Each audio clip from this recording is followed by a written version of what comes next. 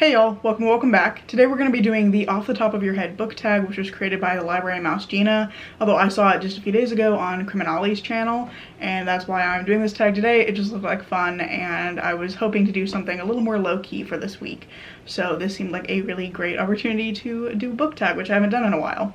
So I really like the questions for this one, and we're just going to dive on in.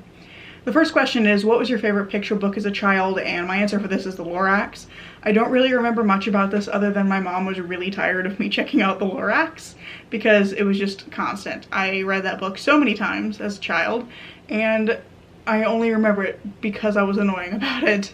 So yeah, definitely my favorite picture book, although maybe my mom's least favorite at this point. Very possible. The second question is, what series did you love as a child? And I've chosen Redwall by Brian Jakes. This is a fantasy series about talking animals. It's just super fun. It's very epic because it's like fighting monks and these like little animal heroes who are trying to protect the forest. And I just really enjoyed everything about this. I think looking back on it now, I don't love the way that like different species tend to be either good or bad, but I still love a lot of what the series like talks about. A lot of the themes, especially themes around like kindness, I think are really interesting, and I just thought it was a really fun series as a kid. I read most of them. I think there's a few newer ones that I haven't read, but I've read up to like book 14 or 15. I think there's 20 something, so I just was obsessed with the series for many years and read them just every time a new one was out. I had to go to the library and get it because I was just obsessed with these. Like this was, I liked Warrior Cats too, but like Redwall was my jam. Question number 3 is, what is the worst book you have ever read or tried to read? And I actually have 3 answers for this. I only have one that's currently on my shelf, and it's Snow Crash, which I read for a class last semester, and I hated every minute of reading this. It is so ridiculous, and I think it's full of stuff that the author was like, this would be cool, and then never thought through like the implications of any of it. The characters are all super flat, none of the plot makes sense, and large portions of it just read as though the author went to Religion 101 and then stopped reading, or stopped paying attention, as it were, halfway through syllabus day. So yeah, it's just really poorly written. But the other 2 that I had on this list are one that I finished and one that I DNF'd. The DNF was Darker Than Night by John Lutz, which just, it's like a mystery, murder mystery, but all of the characters are incredibly annoying and none of them had any qualities that I liked. None of them had any redeeming qualities at all. And so I was just frustrated reading it, and I was like, I'm almost rooting for the killer to win here because he's the most sympathetic character and everybody else here sucks. So I was like, this is not the way that I should be feeling about a mystery, and I gave up on it. And I'm glad I did because it's also a very long book. I can't remember exactly how long, but it's in the like 600-ish page range, I think. The last one was The Glass Castle by Jeanette Walls. I hated this book. I had to read it for summer reading, I think between 10th and 11th grade, and it's just not fun. I think there's like, it's a memoir, it's not supposed to be fun. I'm not sure if fun is the word I'm looking for, but I found it to be like a really unpleasant reading experience because it all feels very like self-interested in a way that was like kind of gross feeling. Like there's a lot of like, but I was so cool and I did all of these things and got out of the situation. But so much of what she wrote was just so beyond improbable that it just felt like I was reading a bunch of bullshit that somebody was trying to convince me was real. And on top of that, it felt like there was this weird distance between me and the story. Like I was being told this memoir story, but being held at like arm's length the whole way. And I just found it to be a really unpleasant reading experience, and my best friend and I talked about it afterwards and we're like, yeah, this really sucked. Actually, this was before we were very close friends. This was when we met, was in 11th grade. So one of the earliest bonding experiences we had was talking about how much The Glass Castle sucked. And I still feel very strongly about this to this day. So when people talk about The Glass Castle now or recommend it, I gag a little bit because I hated it. And then the battery died on me, but it's fine because I had a spare. So I think we're on question 4, and it's, what is your favorite reading or book memory? And for me, it's definitely, my neighbor is mowing the lawn. I apologize if you can hear that in the background. For me, it's definitely from high school. I was reading The Book Thief. This same friend who is one of my closest friends now, when we were first friends back in like 11th grade, we tried to start, I should say, a book club, and we ended up being the only 2 people that actually like attended it, so it didn't really work out. But the first thing we read, and the only thing we read, was The Book Thief, which was a reread for her and new read for me. And I have 2 specific memories of The Book Thief. The first one being, there was this bit that was like really sweet, and I remember reading it while I was sitting in the library with her. We were both reading, and I was like, oh, this little bit is so sweet. I really like this little moment that's happened, this little character moment.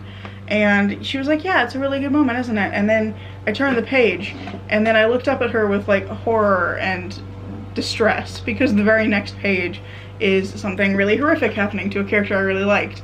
And so there's just this like shift from me, for me, from this like, oh god, oh no. And the way that she started laughing was really funny, because she was just like, you should have seen the face that she made when you turned the page. And I'm sure it was great. I unfortunately don't have it on camera. That'd be so good though. The other one was that I finished it on New Year's Eve, and all my family was visiting us that year.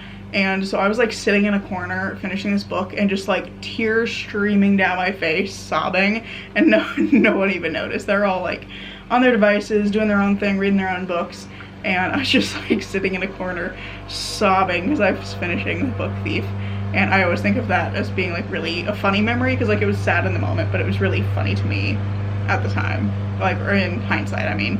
Question number 5 is, what is a book you loved as a movie? And I feel like my answer for this is like so basic, but also I don't feel like anybody's gonna disagree with me, because it's Lord of the Rings. I love the Lord of the Rings movies. I actually watched the movies before I read the books. I really enjoyed the movies, and it was my love of the movies that made me go back and want to actually read them. And so I just have like a special fondness for that. Oh, there's Juice. You're barking in the background. I just have like a special fondness for this. This was another early bonding moment for my friend and I, because we realized we both really liked Lord of the Rings, and she had pushed me to like pick up the later books again, because I read Fellowship before moving, and then Tower and Return of the King were both in storage, so I had to go get them out. So she encouraged me to like actually pick it up and finish reading the series. But we got together one day and tried to watch all 3 of the director's cuts back to back. Did not happen. We made it through 2, and then we're like, okay, that's enough. That is enough for one day. Maybe someday we'll go back and try again and actually succeed, but it was not to be. Not that day. Question number 6 is a book you wish they would make into a movie. And I have 2 books. It's a duology. It's the Radiant Emperor duology by Shelley Parker Chan. I just grabbed the first book for, I didn't feel like carrying all of them.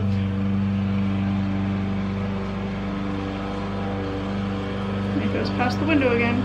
Okay, I closed the window. I think that's a little bit better. I didn't really want to do that because it's really hot in my office right now, but it was getting pretty loud. And he's mowing the side yard here, so I think he's gonna be at it for a little bit. But anyway, I think these would be awesome as movies, because there's some like really big, like dramatic fight scenes in here that I think would be so cool on the screen. But there's also these like really fantastic character moments, and I feel like being able to like visualize the characters that way would be just amazing.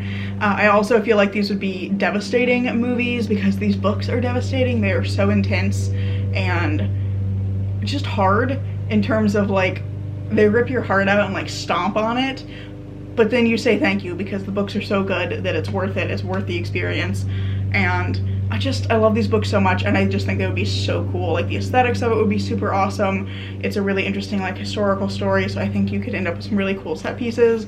There's just big dramatic fight scenes that are really neat, and I would love to see this on the screen. I think it would be so neat. I think these would make like perfect movies, honestly. I think they're so good. Oh, I actually need to pick this back up again, because the next question is, what is a book character you would like as a friend? And I have to go with Judah from the series. He is so kind and loyal and funny, and he just does so much to support the people that he cares about. That, like, I feel like everybody needs a Judah in their lives, because he's just such a nice person. He's so good to other people, and he's so sweet and accepting of people, and I think he's just a wonderful character, and I love him so much. So I would love to be friends with Judah. Question number 8 is a place you want to visit because of a book you read. And I have kind of like 2 answers, one that's like a fictional place and one that's a real place. For the fictional place, I'd love to go to Preservation Station from the Murderbot books. This is this kind of like egalitarian, free station that's not a part of the like capitalistic I don't know if it's an empire exactly. I'm never quite sure how to describe the world here, but there's like portions of the universe that are controlled by like corporate entities, and Preservation Station is not one of them. It's this kind of like democratic haven, and it just seems like it'd be a really cool place. They do lots of interesting things. This book has like a whole description of a big conference festival thing where there's all kinds of different things going on, like there's movie screenings and panels, and it's like a big thing they do every year, and it just seems like it'd be a really cool place to visit. And then in terms of a real life place that I would love to visit, I think Edinburgh is featured in a couple of books that I really like, but in particular I really enjoyed the way it was described in A History of Fear by Luc Dumas.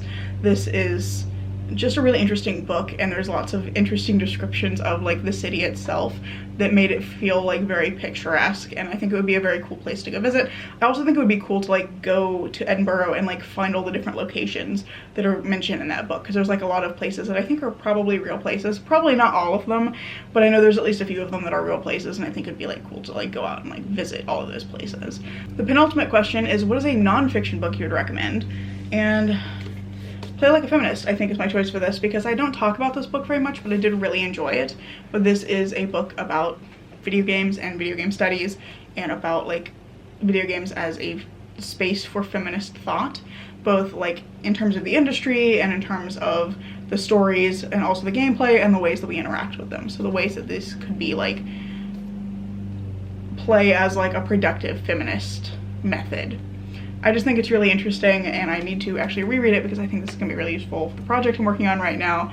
But I think it's such an interesting book, so if you're interested in video games, I think it's a really just fun look at video game studies, especially because it's so short.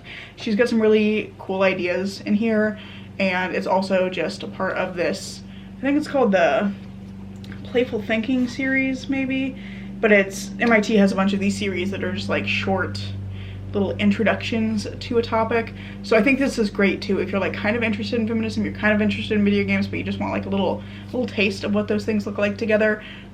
And this is a great version of that, because that's specifically what this series of books by MIT Press is. And I just thoroughly enjoyed my time reading it. I think it was fascinating, and it gave me a lot of things to kind of chew on and mull over. And then the very final question is, if you could hang out with any author all day, who would you pick and why? And I would say Arkady Martine, who wrote the Teixetlon duology. And the reason that I think I would want to hang out with Arkady Martine is that she is just like so smart, and it really shows through here. She's done a lot of very interesting things. She's a Byzantine historian. She, I think, works now in like city planning and economic policy or something like that. Not economic, eco policy, that one. But she does just some interesting things, and I'm just so fascinated by all of the like various topics that she's put in here, that I feel like she would just be a really interesting person to talk to, because she knows clearly so many things about so many different things. And yeah, I just think it'd be a really cool person to chat with, and you know, kind of get a sense of how she ended up writing this as well, like getting a chance to talk to her and like find out more about her trajectory, what led her to getting a PhD in Byzantine history and then going on to city planning and science fiction writing. And yeah, I just think she seems like a super cool person. So those are all of the questions and all of my answers. I really hope you've enjoyed this video. I enjoyed doing this. It was just kind of fun to have like a more chill video. It's been a while since I've done a book tag, and I always like trying to come up with answers for the questions, so I had a lot of fun doing this. And if you've enjoyed this video, I hope you'll consider giving it a like, maybe even subscribing to see what comes next. I'm currently posting on Tuesdays and Saturdays, and I hope to see you in the next video. Bye.